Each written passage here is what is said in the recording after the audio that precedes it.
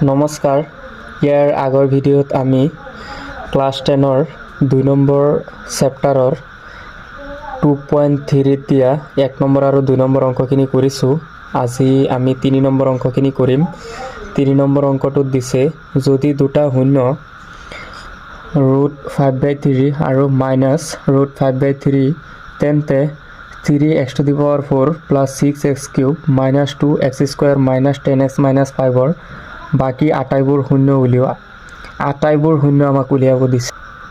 আমি প্ৰথমতে লিখিম যে দিয়া আছে শূন্য দুটাৰ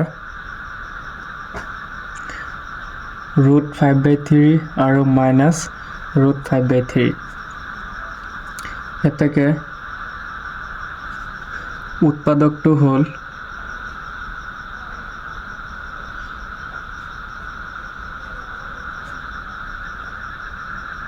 শূন্য দুটা যদি √5/3 আৰু -√5/3 হয় তেতিয়াহ'লে উৎপাদকটো আমাৰ কি হ'ব? উৎপাদক দুটা হ'ব আমাৰ x - √5/3 আৰু x + √5/3 এইটো আমি উৎপাদকত নিছোঁ। এতিয়া আমাৰ এইটো কোনটো সূত্ৰত আছে সেই সূত্ৰত আমি বহাই দিম। তোমালোকে সূত্ৰটো নাজানিলে এইটো লিখি লোৱা a + b হোল ইনটু এতিয়া x² - 5/3 দি পেলাই আমি বহুপদটো হৰণ কৰিব লাগিব। x² - 5/3 x² - 5/3 দি পেলাই আমি কোনটো বহুপদক হৰণ কৰিম? বহুপদটো আমি লিখি লওঁ 3x⁴ + 6x³ - 2x² - 10x - 5 এইটো বহুপদক হৰণ কৰিম। প্ৰথমতে আমি ইয়াতে 3x⁴ আছে, ইয়াতে আমি লিখিম 3x²।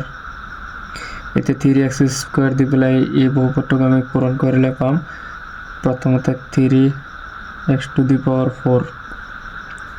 তো প্লাছ আছে এইটো মাইনাছ হ'ব আৰু তাৰপিছত থাকিব আমাৰ -5x²। এইটো কেনেকৈ হৈছে? এই 3x² ইয়াৰ লগত পূৰণ কৰিলে তুমি এইটো পাবা।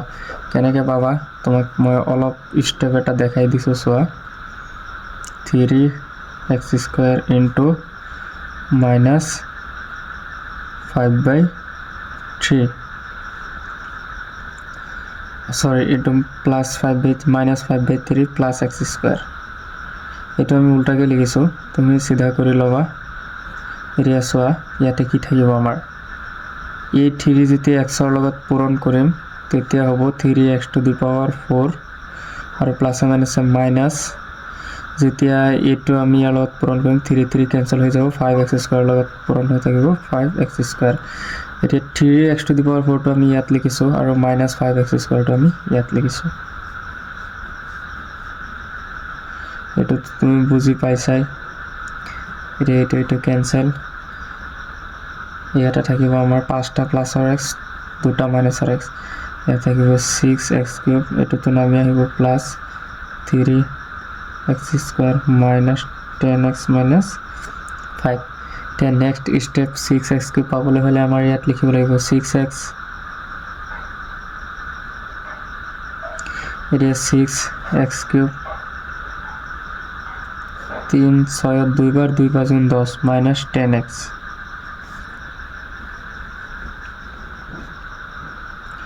এইটো ষ্টেপ বুজি পাইছা নে নাই?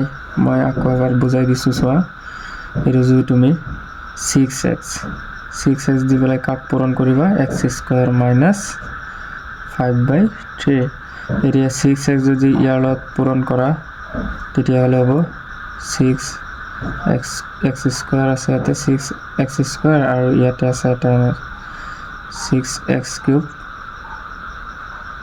6x দি পেলাই x² - 5ক পূৰণ কৰা 6x³ প্লাছে মাইনাছে মাইনাছ এতিয়া 3 6 কৈ বাৰ যাব 2 বাৰ 2x আৰু 5 10 2 5 গুণ 10x এতিয়া 6x কৈ ইয়াত বহাই দিলোঁ -10x টো ইয়াত বহাই দিলোঁ এতিয়া এইটো কেনসেল হৈ গ'ল এইটো কেনসেল হৈ গ'ল আমাৰ বাকি থাকিল কি 3x² - 5 এতিয়া ইয়াত যদি আমি +3 দিওঁ তেতিয়া হলে 3 কেনসেল x² 3x² - 5 পাই আছো এটো তো বুজি পাইছে এতিয়া বাকি থাকিল আমাৰ 0 এতিয়া এই যেটো বহুপদ আমি পাইছো এই বহুপদটোৰ আকৌ শূন্য ওলাম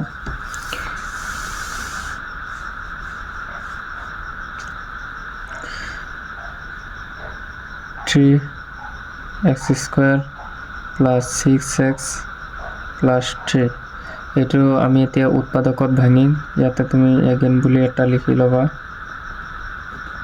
এগেইন এতিয়া এটো উৎপাদকত ভাঙিলে কি হ'ব 3x² + 3 + 3x + 3 3x² + 3x + 3x + 3 এতিয়া ইয়াত কি কমন আহিব 3x কমন আহিব ইয়াতে x + 1 ইয়াতে +3 কমন আহিব ইয়াতে x + 1 এতিয়া আমাৰ কি থাকিল 3x + 3 আৰু x + 1 3x + 3 = 0 x + 1 = 0 3x = -3 x = -1 এতিয়া ইয়াত x = হ'ব -1 এতিয়া বাকি শূন্যখিনি আমাৰ কি হ'ল এতেকে বাকি শূন্য কেইটা হ'ল -1, -1 এটুকে আমাৰ আনসাৰ